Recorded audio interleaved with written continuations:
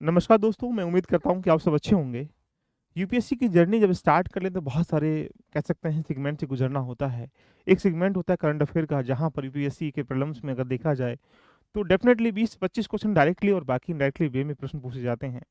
ज़रूरी क्या है, यदि यदि आप तैयारी कर रहे हैं 25 के लिए, तो करंट अफेयर एक बेसिक नीड है जो आपको रेडी करना होगा। लास्ट ईयर का 1 से डेढ़ या 2 साल का जो करंट अफेयर आपको रेडी करना होता है। इसी भूमिका में अगर आप देखते होंगे तो पीटी 65 इस समय मार्केट में लगातार स्टार्टिंग हो चुकी है आना। अभी इंग्लिश की करंट अफेयर में देखा जाए पॉलिटी की आ चुकी है। लेकिन अब चुनौती बन जाती है कि क्या इस मैगज़ीन से कंप्लीटली प्रीलिम्स का जो एक एरिया है वो रेडी हो पाएगा? या यहाँ पर पीटी 365 प्रीलिम्स का भी आता है, मेंस का भी आता है। इससे हम कैसे स्टैटिक पार्ट करंट अफेयर को जोड़ते हुए पढ़ना स्टार्टिंग करें? क्या इसे पढ़ने का तरीका होना चाहिए? क्या इसके भी नोट्स बनाने ज़रूरी होते हैं? या इसे रेडी करने के लिए टाइम की क्या बाउंडेशन होनी चाहिए? या इसके सापेक्ष में देखा जाए तो पीटी क्या इससे तैयार हो जाएगा? ये सफिशिएंट है या नहीं है? इनके बारे में जानने का प्रयास करेंगे। देखिएगा, करंट अफेयर एक बेसिक नीड है प्रीलिम्स के लिए, मेंस के लिए या इंटरव्यू के लिए। यूपीएससी की जर्नी में करंट अफेयर का एक ऐसा रोल है जिस प्रकार से शरीर में आत्मा है, जो श्वसन क्रियाएँ हो रही हैं। तो मान के चलें कि यूपीएससी की जर्नी में भी प्रीलिम्स में करंट अफेयर डेफिनेटली प्रीलिम्स और मेंस सभी एग्जाम में पूछा जाता है। आइएगा, एक बच्चे वो होते हैं डेली बेसिस पर न्यूज़पेपर पढ़ते हैं। उसमें न्यूज़पेपर में ऑथेंटिक न्यूज़पेपर भी हो सकते हैं या बाकी जो बेसिक न्यूज़पेपर हैं वो भी यहाँ पर हो सकते हैं। एग्जाम्पल बेस पे कह सकता हूँ कि यहाँ पर जैसे डेली बेसिस पर न्यूज़पेपर पढ़ेंगे तो वहाँ से कुछ चीज़ें आप एग्जाम ओरिएंटेड निकाल पा रहे होंगे, उसके नोट्स बना पा रहे होंगे, यानी वो भी आप आराम से कर रहे होंगे। सेकंड है वो बच्चे जो लगातार किसी मैगज़ीन से मंथली मैगज़ीन फॉलो करते हुए अपने करंट अफेयर को रेडी कर रहे होंगे, चाहे वहाँ पर डिफरेंट डिफरेंट जो एस्पेक्ट में हिस्टोरिकल या पॉलिटिकल हैं, ज्योग्राफिकल है, science, environment, art and culture culture IR या ज्योग्राफी की जो जितने भी डिफरेंट डिफरेंट लेटेस्ट में करंट अफेयर की न्यूज़ हैं, उनको कंपाइलेशन कर रहे होंगे। ऐसा करने वाले भी स्टूडेंट अगर देखा जाए लगभग 5-10% ही देखने को मिलते हैं। आप मुझे भी लगता है कि इस कैटेगरी में लगभग कभी-कभी मिस हो जाता होगा। लेकिन जो बच्चे ईयरली पढ़ते हैं, ईयरली मैगज़ीन का मतलब है कि पूरे साल का कंपाइलेशन यानी सब्जेक्ट वाइज़ कर लेते हैं। तो यहाँ जो पीटी 65 अभी मार्केट में आई हुई है, ये कुछ नहीं है, सिर्फ़ इस मंथली मैगज़ीन का निचोड़ है। अगर 1 महीने में इकोनॉमिकल एस्पेक्ट पे या पॉलिटिकल एस्पेक्ट में 15-20 खबरें ऐसी हैं 1 महीने में, तो अगर आप ये मान के चलें कि 6 महीने का कंपाइलेशन करके पीटी 65 पॉलिटी का पार्ट नंबर 1 निकाल दिया है, नेक्स्ट पार्ट 2 निकाल दिया जाएगा, इसको कंपाइलेशन करके फिर पीटी 65 का एक और कंबाइन कर दिया जाएगा। ऐसी गतिविधि में यदि आप मंथली मैगज़ीन पढ़ते हैं देखिएगा, तो मंथली मैगज़ीन में से भी इम्पोर्टेंट टॉपिक निकाल कर 365 में इन्वॉल्व कर लिया जाता है। तो इसलिए ज़रूरी क्या है कि यदि आप इसको फ़ॉलो करते हैं, तो ये प्रायोरिटी बढ़ जाती है कि आप जो हर किस सब्जेक्ट की हो रही घटनाएँ हो रही होती हैं, उनको कंपाइलेशन कर पाते हैं, उनको स्टैटिक पार्ट रेडी कर पाते हैं, उनका डायनामिक पार्ट रेडी कर पाते हैं और ये प्रायोरिटी बढ़ जाती है कि प्रीलिम्स में अगर क्वेश्चन इन टॉपिकों से आएँगे, तो उस भूमिका में आप यहाँ करने में सक्षम होंगे। तो मेरा मानना है कि आपको किसी भी एक इंस्टीट्यूट की या किसी भी राइटर की या किसी भी एक प्रकार से कह सकते हैं आधार पर मंथली मैगज़ीन ज़रूर फ़ॉलो करनी चाहिए। अगर आप डेली बेसिस पर न्यूज़पेपर नहीं पढ़ पाते हैं, उन चीज़ों खबरों को प्रीलिम्स या मेंस एग्ज़ाम ओरिएंटेड चीज़ों से इंटरलिंक नहीं कर पाते हैं, तो ज़रूरी है कि आपको मंथली मैगज़ीन पढ़ना चाहिए। लेकिन जब मंथली मैगज़ीन पढ़ेंगे तो उनके लिए जो ईयरली मैगज़ीन जो पीट 65 है, ये पढ़ना आसान बन जाता है। इसकी वजह क्या है कि वो खबरें आप यहाँ पर देख रहे थे, आप इस यहाँ पर सिर्फ़ इसका रिवीजन कर पाएँगे। लेकिन जो बच्चे सिर्फ़ यहाँ पढ़ने के हिसाब से उसको पढ़ेंगे तो ये मान के चलो कि उनके लिए डिफ़िकल्ट टास्क बन जाएगा। अब ये बात आती है अलग-अलग सब्जेक्ट पे अगर देखेंगे तो देखिएगा पहली आपकी प्रायोरिटी क्या होती है? अगर आप पहली प्रायोरिटी पे जाते हैं इकोनॉमी है, एनवायरनमेंट है, साइंस एंड टेक है।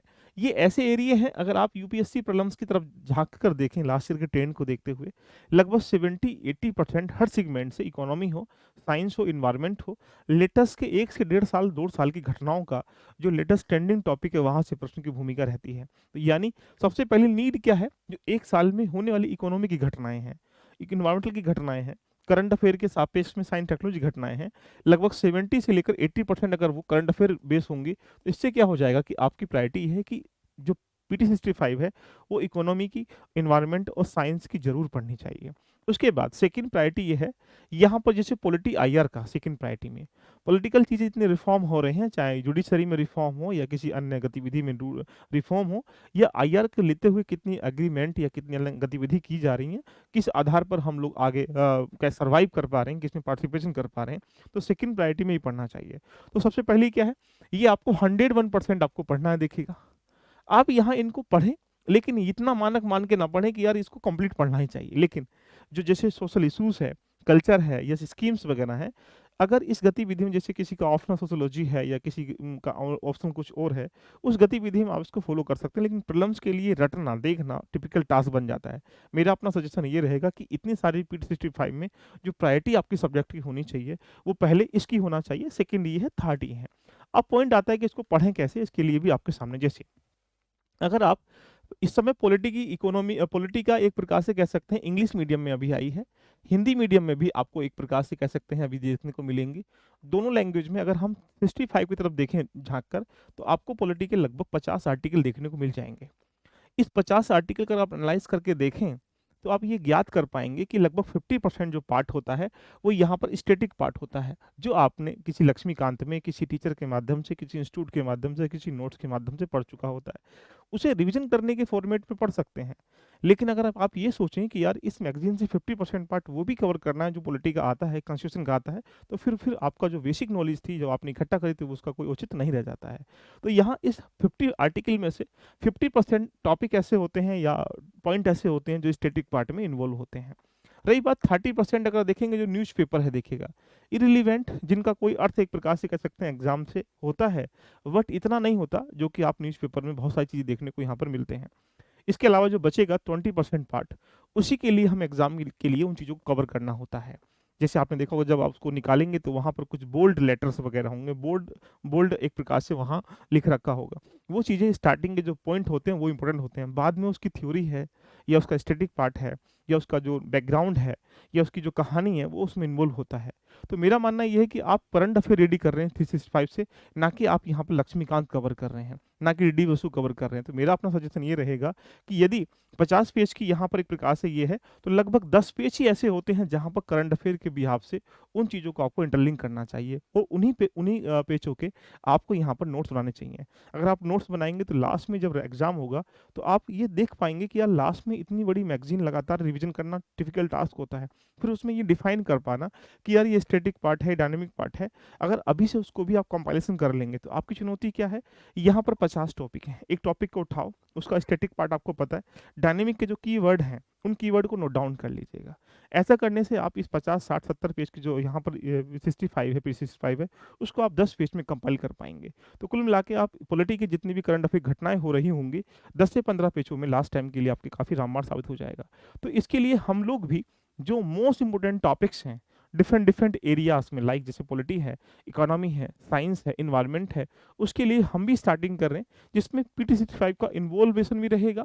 इसके अलावा और भी कई इंस्टीट्यूट की ऐसी ऐसी मैगजीन अवेलेबल हैं जो यहाँ पर कहीं ना कहीं उनके टॉपिकों को भी कवर किया जाएगा। जैसे मान लीजिएगा PT65 में 70 टॉपिक हैं, किसी अदर मैगजीन में 80 टॉपिक हैं, तो 10 टॉपिक क्या पता वो एक्स्ट्रा जो दे रखे हैं वही एग्जाम में आ जाए।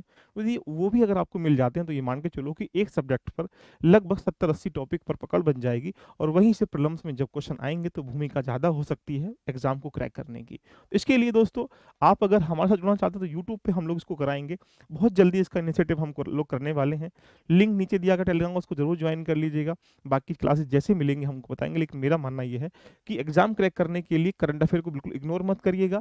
365 की PDF में नीचे लिंक दिया गया, वहां पर शेयर करा दूंगा, उसको पढ़ने का प्रयास करिएगा। नोट्स कैसे बनाने हैं, कौन टॉपिक कंपैरिजन करना है, इसके लिए मैं बहुत जल्दी आपके सामने वीडियो लेके आऊंगा।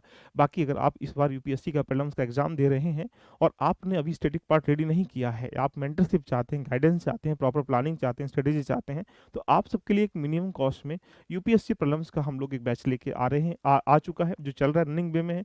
उसमें जुड़कर अपना GS भी रेडी कर सकते हैं, CSAT भी रेडी कर सकते हैं, और साथ में बेसिक टेस्ट को भी फॉर्मेटिंग कर सकते हैं।